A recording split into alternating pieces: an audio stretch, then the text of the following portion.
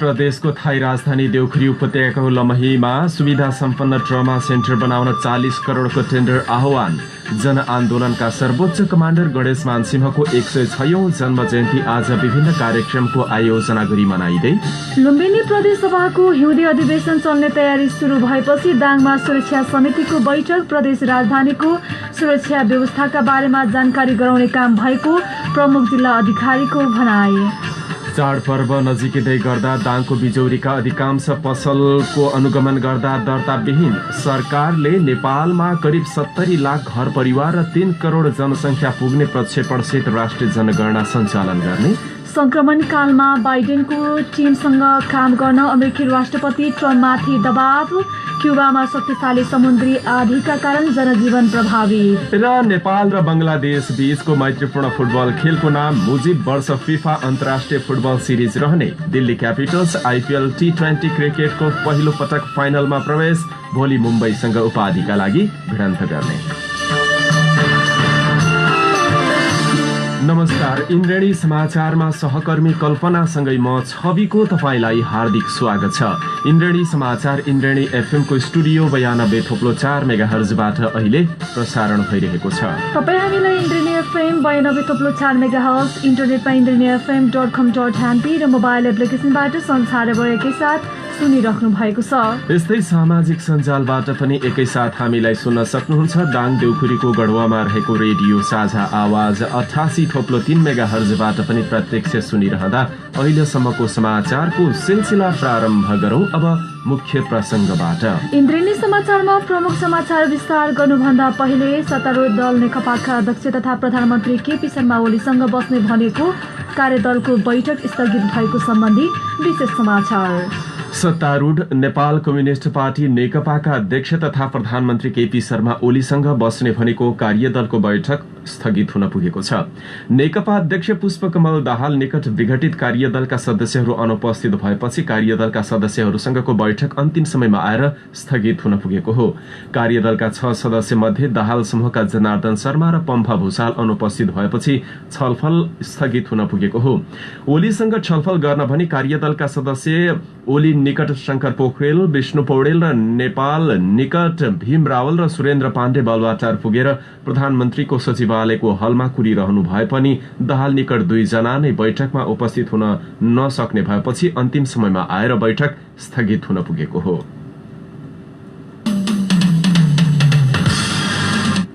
लुम्बिनी प्रदेशको स्थायी राजधानी देउखुरी उपत्यकाको लमहीमा सुविधा सम्पन्न ट्रमा सेन्टर बनाउन टेन्डर आह्वान भएको छ। अप्ठ्यारो अवस्थाको अन्त्य गर्दै खुशी, उत्साह र सफलता प्राप्तिको लागि भूमिका खेल्ने राजनीतिक दल, विभिन्न सङ्घ संस्था, जनप्रतिनिधि लगायतको पहलमा ट्रमा सेन्टर बन्ने भएको हो। देउखुरीवासीले स्वास्थ्य क्षेत्रमा भोग्दै आएको अप्ठ्यारोको अन्त्य गर्न, विभिन्न दुर्घटनामा परेर मृत्युको मुखमा पुगेकालाई नयाँ जीवन दिन ट्रमा सेन्टरको आवश्यकता परेको हो। प्रदेशको स्थायी राजधानीको टुङ्गो लागेसँगै ट्रमा सेन्टरको महत्व झन बढेर गएको र यसले सिङ्गो प्रदेशका नागरिकलाई नयाँ जीवन दिनको लागि भूमिका खेल्नेछ। 40 करोडको लागतमा बन्ने ट्रमा सेन्टरमा 4 तल्लाको मुख्य भवन हुनेछ। यसमा इमर्जेन्सी वार्डदेखि शल्यक्रिया कक्ष, बिरामी भर्ना गर्ने वार्डहरू हुनेछन्। यसैगरी कर्मचारी क्वार्टर, चिकित्सक क्वार्टर, क्यान्टिन भवन समेत बन्नेछ। लुम्बिनी प्रदेशको हिउँदी अधिवेशन सञ्चालन गर्ने तयारी भइरहेपछि दाङमा यसको व्यवस्थापनका लागि सुरक्षा समितिको बैठक आज घोराहीमा बसेको छ। घोराहीमा लुम्बिनी प्रदेशका आन्तरिक मामिला तथा कानून मन्त्री कुलप्रसाद केसीको उपस्थितिमा जिल्लाका सबै सुरक्षा निकायका प्रमुख जिल्ला अधिकारी सहितको सुरक्षा निकायको संयुक्त बैठक बसेको हो। गोप्य भनिएको उक्त बैठकमा हिउँदे अधिवेशनको तयारी भित्र सुरु भएपछि सुरक्षा संयन्त्रको बैठक बसेको हो।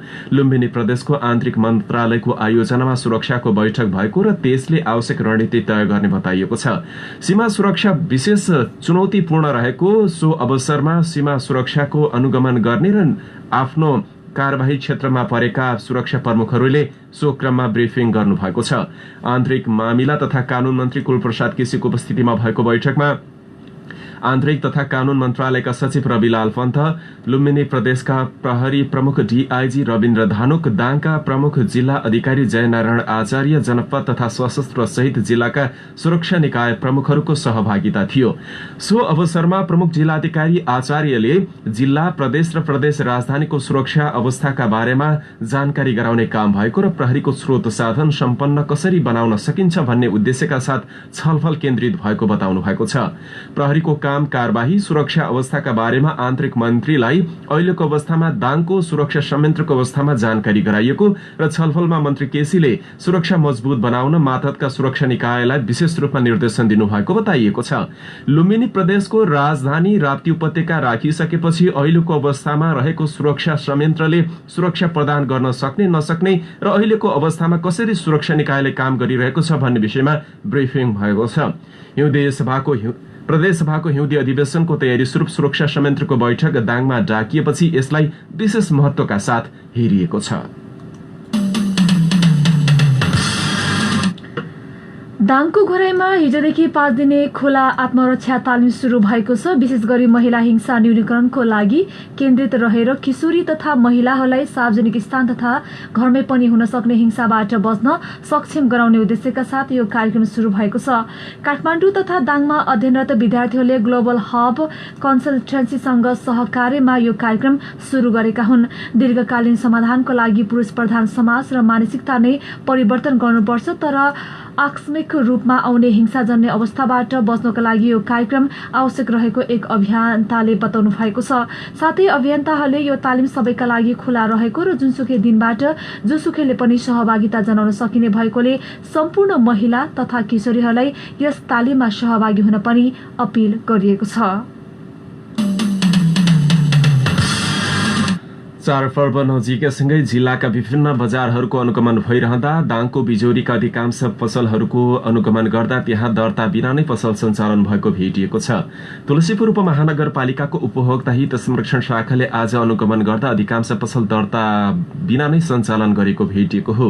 उपभोक्ता हित संरक्षण शाखा प्रमुख रेवा रावतको संयोजकतामा वडा नम्बर 18 का वडाध्यक्ष माधव ओली, उपभोक्ता हित अधिकार मञ्चका अध्यक्ष केशव कुमार शर्मा, बिजोरी उद्योग वाणिज्य संघका महासचिव विदुर गौतम, हेमन्तपुर प्रहरी चौकीका इन्चार्ज इन्द्रपाल लगायतको टोलीले बिजोरी बजारको अनुगमन गरेको हो।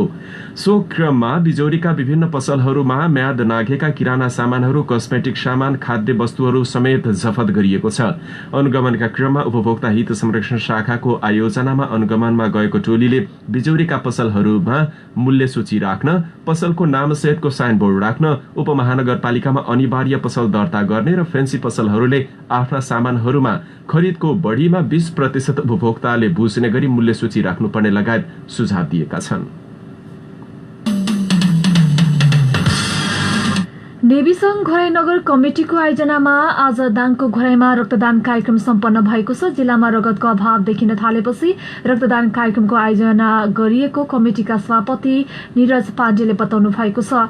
घोराईमा रहेको रक्त सञ्चार केन्द्रमा ब्लडको अभाव भएपछि नेपालमा विद्यार्थी संघले रक्तदान गरेको हो। कार्यक्रममा 25 जनाले रक्तदान गरेको नेपाल विद्यार्थी संघ घोराई नगर सभापति पाण्डेले जानकारी दिनुभएको छ। ब्लडको अभावमा कुनै पनि बिरामीले समस्या भोग्न नपरोस् भन्ने उद्देश्यले आफूले रक्तदान गरेको समेत नगर सभापति पाण्डेले बताउनु भएको छ।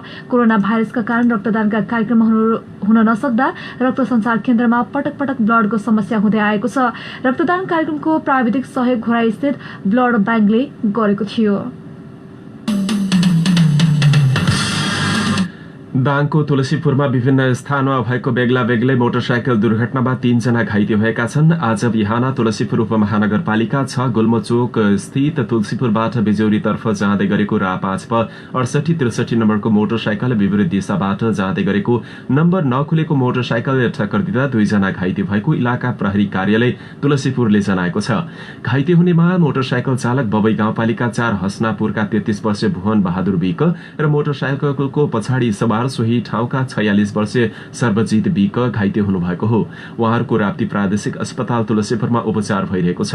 यस्तै तुलसीपुर उपमहानगरपालिका 6 हात्तीखौवामा बिजोरीबाट तुलसीपुरतर्फ जाँदै गरेको रा 3 प 9194 नम्बरको मोटरसाइकललाई सोही दिशाबाट जाँदै गरेको अर्को रा 5 प 4003 नम्बरको मोटरसाइकललाई पछाडिबाट ठक्कर दिँदा मोटरसाइकल चालक घाइते भएको प्रहरीले बताएको छ।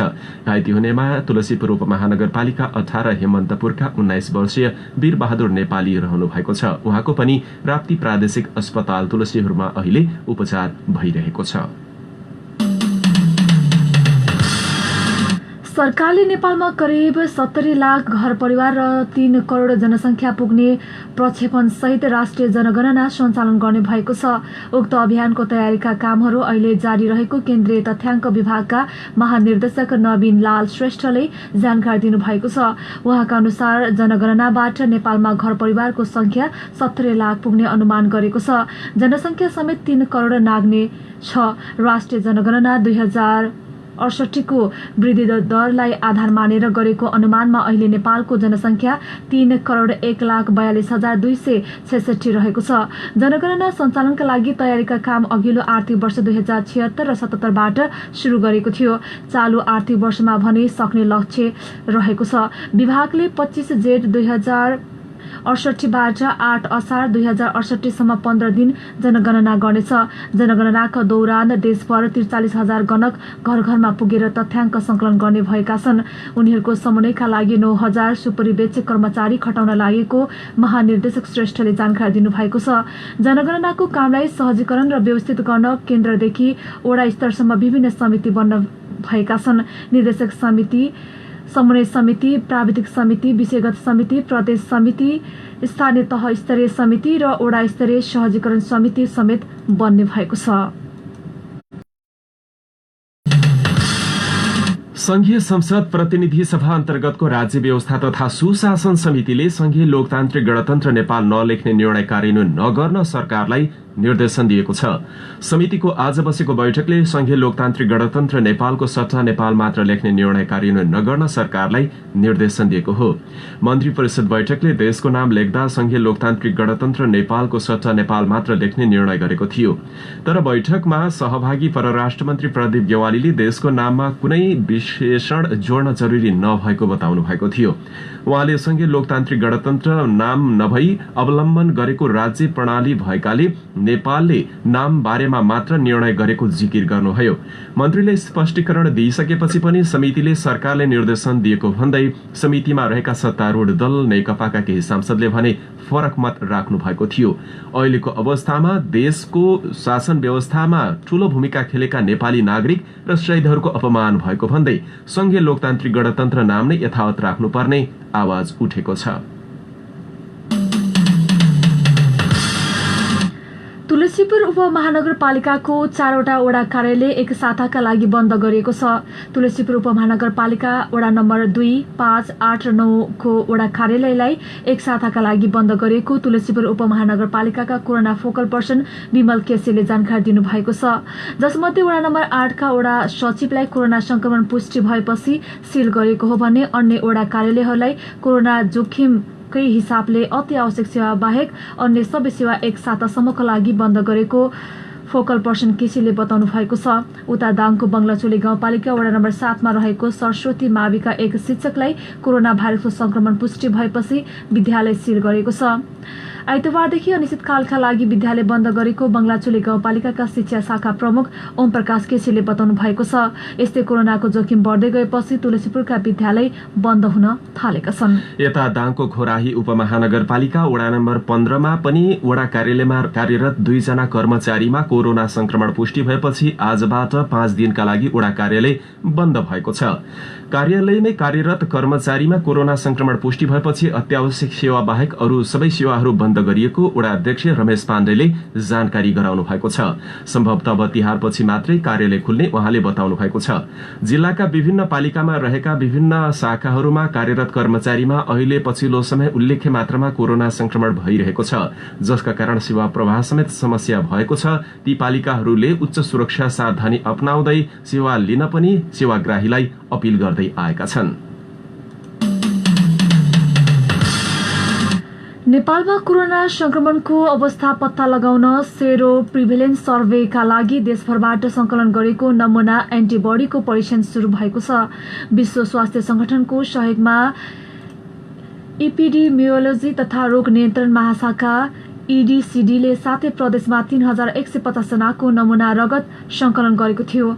महाशाखाका निर्देशक डाक्टर वासुदेव पाण्डेले प्रत्येक प्रदेशबाट 450 जनाको दरले 3150 जनाको दशा अघि नै नमूना संकलन गरिएको जानकारी दिनुभएको छ। उहाँका अनुसार 7वटै प्रदेशमा प्रत्येक प्रदेशको 30वटा वडाका 15 परिवारको नमूना लिएको छ। महाशाखाका अनुसार विदेशबाट आएको 4 साथा भएका र 5 वर्ष माथिका उमेर समूहका व्यक्तिको नमूना लिएको जनाइएको छ। राष्ट्रिय जनस्वास्थ्य प्रयोगशालाका निर्देशक डाक्टर रुना झाका अनुसार तिहार अघि नै नमूना परीक्षण भइसक्ने बताउनु भएको छ। उहाँका अनुसार विश्व स्वास्थ्य संगठनले रिएजेन्ट गत साताको अन्तिममा दिएको थियो। अहिले परीक्षणको कार्य भइरहेको छ। यसैगरी एन्टिबडी परीक्षणबाट नेपालमा कति प्रतिशत व्यक्ति संक्रमित भए भन्ने पत्ता लाग्दछ। अर्को विश्व स्वास्थ्य संगठनले हाल नेपालको संक्रमणको समूहमा रहेको बताउँदै आएको छ। तर जनस्वास्थ्य विज्ञहरूले समुदायमा फैलिसकेको बताइरहेका छन्। तर यो सर्वेबाट संक्रमणको एकेन अवस्था पत्ता लाग्ने महाशाखाको भनाइरहेको छ। सामुदायिक वनको संरक्षण गर्नुपर्ने सबैको दायित्व रहेको देउखुरीमा आयोजित एक कार्यक्रमका सहभागीले जोड़ दिएका छन्। लमहीमा रहेको करी सामुदायिक वन उपभोक्ता समूह अर्जुन खोलाको 11औं साधारण सभाका अवसरमा सहभागी वक्ताले मानव जीवनसँग प्रत्यक्ष जोडिएको वन जंगललाई संरक्षण गर्न सके मात्रै स्वास्थ्यका दृष्टिकोणले सबै बाँच्न पाउने र यसको नै सबैभन्दा उत्तम उपाय रहेकोमा जोड़ दिएका हुन्। वन समूहका अध्यक्ष कृष्ण खत्रीको अध्यक्षता डिभिजन वन कार्यालय देउखुरीका प्रतिनिधि टोप बहादुर ओलीको प्रमुख आतिथ्यतामा भएको साधारण सभामा वन समूहका कोषाध्यक्ष सुमित्रा शाहले आर्थिक वर्ष 76-77 को आर्थिक आयव्यय प्रस्तुत गर्नुभएको थियो। यसैगरी समूहकी महिला सदस्य शारदा सुमित्रा शाहको स्वागत मन्तव्यबाट शुरू भएको कार्यक्रममा बडकापथ टोल विकास संस्थाका मोतीलाल दसौदी, मध्यनगर टोल विकास संस्थाका राधा चौधरी लगायतका वक्ताहरूले आफ्नो धारणा राख्नु भएको थियो।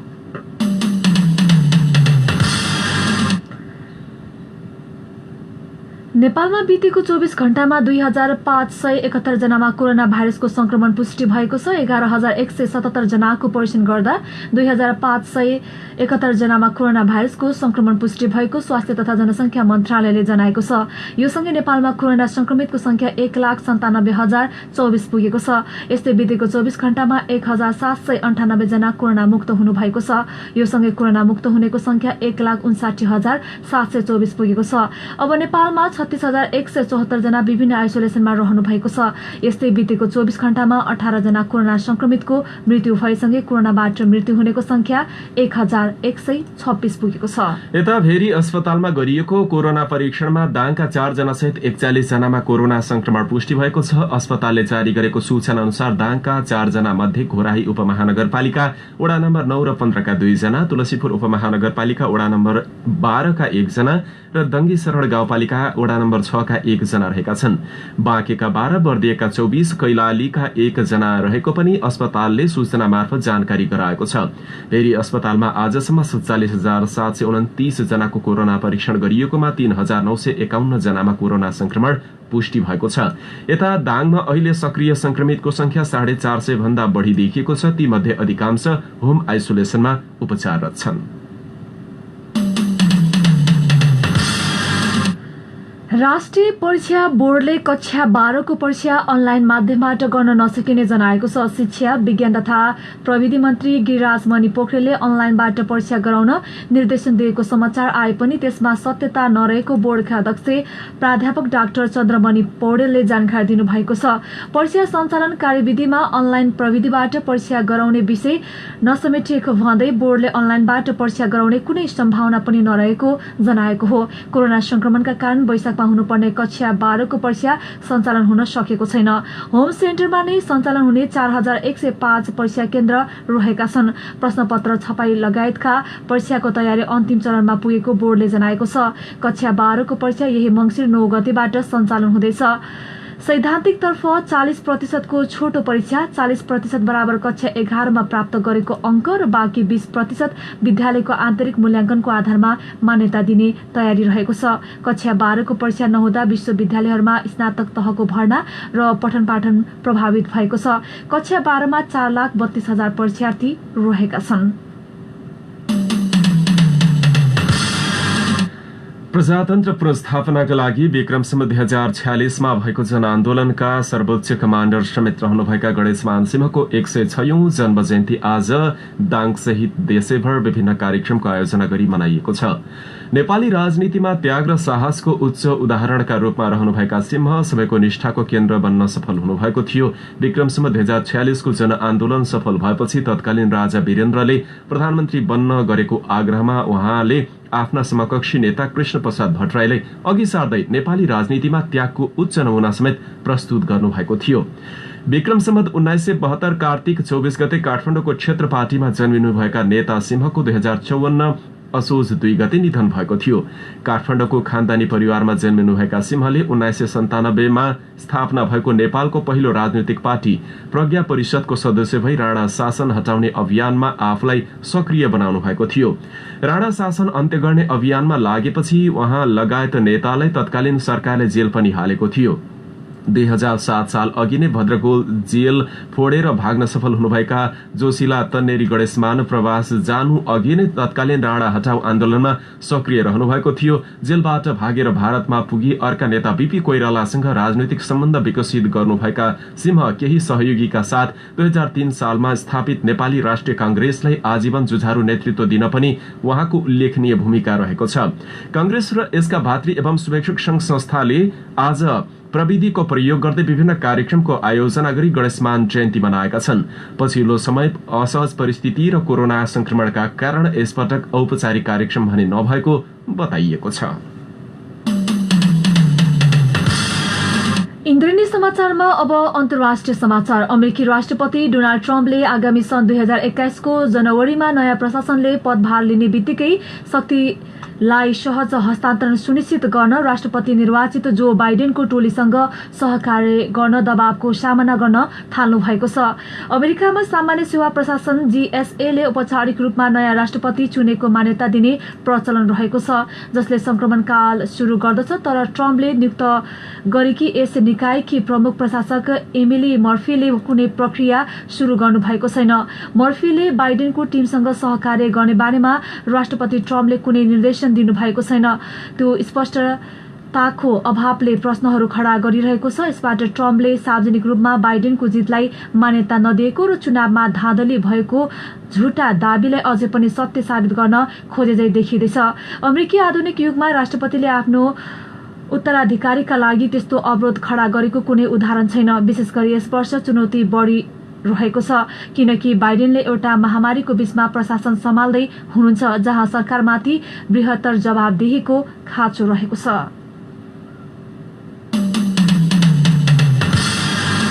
क्युबामा शक्तिशाली समुद्री आँधीका कारण त्यहाँको जनजीवन प्रभावित बन्न पुगेको छ। इटा नाम दिइएको आँधीका कारण सयौं घर ध्वस्त भएका छन् भने भारी वर्षापछि आएको आँधीका कारण ठाउँ ठाउँमा रुख र बिजुलीका पोल ढल्दा पनि विद्युत आपूर्ति प्रभावित भएको छ भने जनजीवन पूर्ण रूपमा ठप्प भएको छ। आँधी प्रभावितहरूलाई सुरक्षित स्थानतर्फ सारिएको अधिकारीले बताएका छन्। निकारागुआ ग्वाटेमाला हुँदै त्यो आँधी क्युबा प्रवेश गरेको हो। यसअघि सो आँधीका कारण ग्वाटेमालामा 150 जनाको मृत्यु भएको थियो।